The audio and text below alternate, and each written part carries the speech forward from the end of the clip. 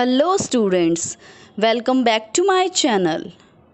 Today we shall continue the grammar topic direct and indirect speech. In the previous video lectures, we have explained the rules for changing tenses, personal pronouns, and words denoting nearness of time and place. These rules remain the same for all kinds of reported speeches, but reporting verbs and conjunctions depend upon whether we are reporting a statement, a question, or a command.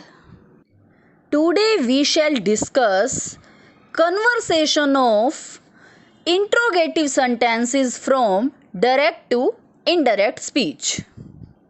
First of all, we should know here about what is an interrogative sentence. An interrogative sentence is a sentence that asks a question. यानी interrogative sentence वो sentence होता है जिसमें question पूछा जाता है. For example, Reena said to him, what is your name. यानी रीना ने उससे पूछा व्हाट इज़ योर नेम, कि तुम्हारा क्या नाम है. यानी इसमें वो डायरेक्ट स्पीच में डायरेक्टली उससे पूछ रही है. और जब उसको रिप्लाई दिया जाएगा तो इसको ऐसे बोलेंगे, Reena asked him what his name was.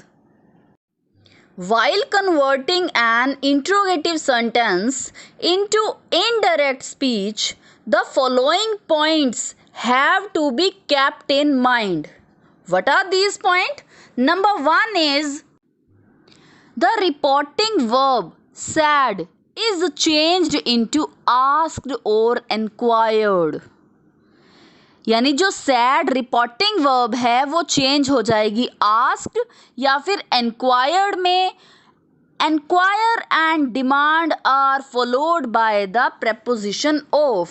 और जब हम एनक्वायर्ड का यूज़ करेंगे तो उसके साथ ऑफ प्रेपोजिशन का यूज़ किया जाएगा. Second is no conjunction is used while reporting WH questions such as what, who, whose, which, when, where, why, how, etc. We do not use any conjunction there. मतलब WH question, WH word से जो start होंगे questions वहाँ पर conjunction का use नहीं किया जाएगा.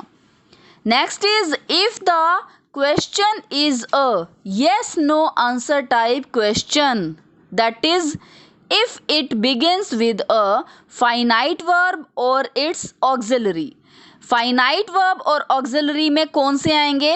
Is, am, are, was, were, do, does, did, has, have, had, can, may, will, shall, etc. Okay यहाँ पर यानी येस नो आंसर टाइप होंगे और जो क्वेश्चन हेल्पिंग वर्ब या फिर मॉडल ऑक्सिलरी से स्टार्ट होंगे तो वहाँ पर कंजक्शन का यूज़ किया जाएगा इफ़ या फिर वेदर का. Fourth point is change the questions into statements. Put full stop in place of mark of interrogation. यानी हम क्या करते हैं, इंट्रोगेटिव फॉर्म को असर्टिव फॉर्म में चेंज कर देते हैं और इंट्रोगेशन मार्क को उसकी जगह पर रिप्लेस करके फुल स्टॉप लगा देते हैं. Fifth point is observe the rules while you change tense of the verb, pronouns and words showing nearness. आपको बेसिक रूल्स को ध्यान में रखना पड़ेगा. वहाँ पर टेंस, प्रोनाउन और नियरनेस जो वर्ड्स शो कर रहे हैं आपको बेसिक रूल्स को फॉलो करना पड़ेगा. Next is the conjunction that is not used. यहाँ पर कंजक्शन दैट का यूज़ नहीं किया जाएगा. And last point is we remove the quotation marks. यानी जो इन्वर्टेड कोमास हैं उनको रिमूव कर दिया जाएगा। इंट्रोगेटिव सेंटेंस को डायरेक्ट से इनडायरेक्ट में चेंज करने पर हमें एक ट्रिक को याद रखना पड़ेगा और वो ट्रिक है CPVP। अब ये CPVP क्या है? C means conjunction, P means person, V means verb, P means place time. यानी जब हम उसको इनडायरेक्ट फॉर्म में लिखते हैं तो सबसे पहले इन्वर्टेड कोमास रिमूव होने के बाद कंजक्शन को लिखा जाता है, फिर पर्सन को लिखा जाता है, फिर वर्ब को और फिर प्लेस एंड टाइम को। Let's see some examples to clear the concept. First we are taking here sentences having yes or no. You can see here first example that is in direct form. I said to him, "Do you want to go to Delhi?" He said, "No, sir." When we change in indirect form, then I asked him.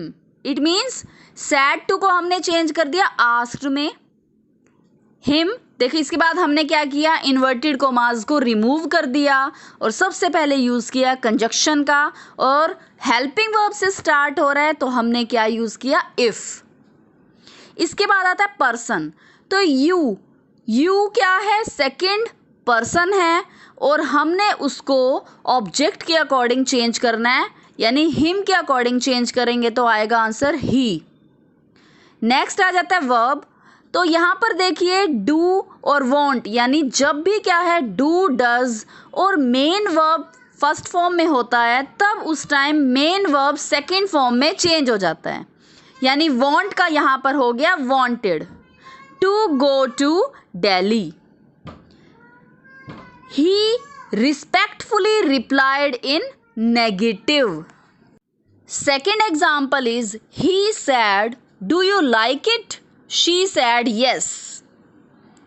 तो जब इसको indirect form में change करते हैं तो यहाँ पर रहेगा ही आस्क्ड। अब देखिए आपको रूल बताया था CPVP, वही रूल हम फॉलो कर रहे हैं। इन्वर्टेड कोमास रिमूव करने के बाद सबसे पहले आएगा कंजक्शन, तो हमने इफ़ का यूज़ किया, फिर आएगा शी, यानी हमने यू को देखना है कि वो किसके अकॉर्डिंग चेंज हो रहा है, ऑब्जेक्ट के अकॉर्डिंग, तो हमने यहाँ पर यूज़ किया शी। लाइक यानी वर्ब है यहाँ पर और first form of the verb will change in second form of the verb, यानी लाइक्ड। इट ये हमने चेंज कर दिया दैट में। And she replied in affirmative. यहाँ पर आपको ध्यान ये देना है कि अगर नो सर आ रहा है तो वहाँ पर हमने नेगेटिव इन नेगेटिव लिखना है, और अगर वहाँ पर यस आ रहा है तो हमने इन अफर्मेटिव लिखना है।